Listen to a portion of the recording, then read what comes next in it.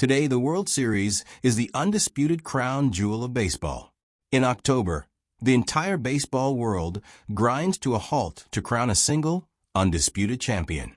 But imagine winning your league's pennant, holding the trophy high, and realizing you have nowhere to go. No postseason games. No television. Just an empty stadium and a bitter handshake.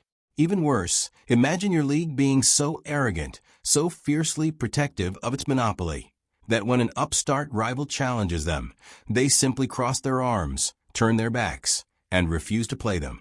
Before the modern World Series was born in 1903, professional baseball wasn't a neat, organized empire. It was a chaotic wild west of traveling trophies, unsanctioned playoff cups, renegade leagues, and corporate warfare.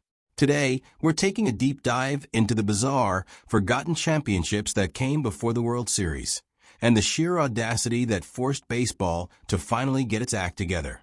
To understand how baseball got its act together, we have to go back to the 1880s. Back then, professional baseball was dominated by the National League. Up until 1881, there were no playoff rounds. The team with the best record at the end of the season was declared the champion. But soon, a fierce rival to the NL emerged, the American Association, a scrappy, fan-friendly league that sold beer on Sundays and challenged the NL's dominance. To settle bragging rights, team owners from both sides organized exhibition matches at the end of the season. They called this the World Championship Series, sometimes shortened to World Series. These weren't mandated by a central commissioner. They were high-stakes business events. The most famous clash happened in 1886, when the St. Louis Browns of the American Association took down the mighty Chicago White Stockings of the National League in a fierce, gritty six-game battle. To add even more prestige to the championship, it needed a symbol. Enter Helen Dauvray, a wildly popular Broadway actress and avid baseball fan. In 1887, she purchased a magnificent, expensive trophy, the Dauvray Cup, to be awarded annually to the winner of the National League versus American Association Championship. It was supposed to be passed from champion to champion until a team won it 3 times in a row, wherein the winner gets to keep it permanently. It proved the fans wanted an interleague champion, but it didn't last. By 1891, the American Association collapsed under financial strain, abruptly killing interleague play and leaving baseball without a crown. But when the American Association folded, the cup lost its purpose. And then, after 1893, the trophy vanished. Literally, the physical Dauvray Cup disappeared into thin air, never to be found again. However, the concept of the Dauvray Cup survives to this day, but in another sport, hockey. When Lord Stanley donated his famous Challenge Cup in 1892, it operated under the exact same Travel and Challenge trophy model as baseball's Dauvray Cup. It wasn't a league-mandated prize at first. It was a traveling trophy held by a champion who had to defend it against challengers. With the National League standing totally alone as the only major league left, baseball had a boring problem. The pennant winner was crowned in September, and then nothing happened. In 1894, a wealthy Pittsburgh Pirates part owner named William Chase Temple tried to fix this by donating a massive $800 trophy called the Temple Cup. But there was a weird catch. Because the National League had no rival league, the Temple Cup was set up as a best-of-7 postseason series between the first-place pennant winner and the second-place team. And the baseball gods loved the irony. In 3 out of the 4 years the Temple Cup was played, the second-place team upset the pennant winner. The powerhouse Baltimore Orioles, led by legendary manager Ned Hanlon and players like John McGraw, went to all 4 Temple Cups, making a mockery of the regular season standings. Fans and players quickly grew tired of an artificial playoff for the runner-up, and the cup was quietly shelved, ending up tucked away in the Baseball Hall of Fame.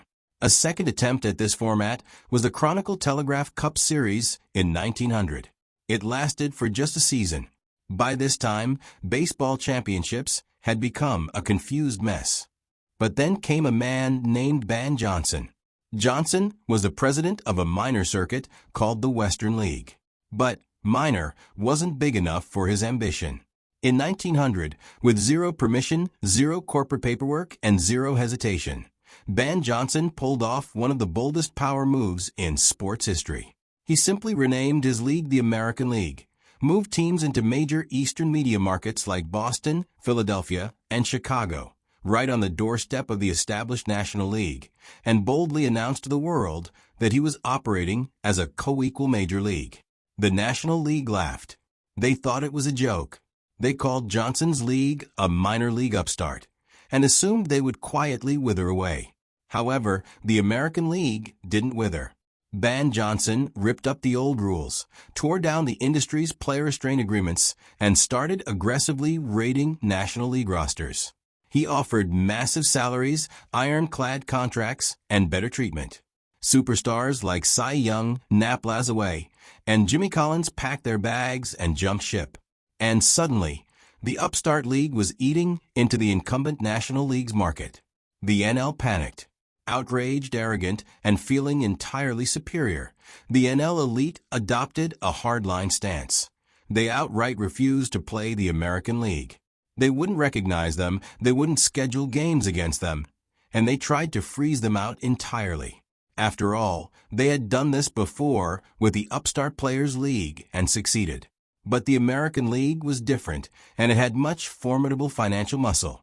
It could survive price wars and litigation that the Players' League of 1890 couldn't.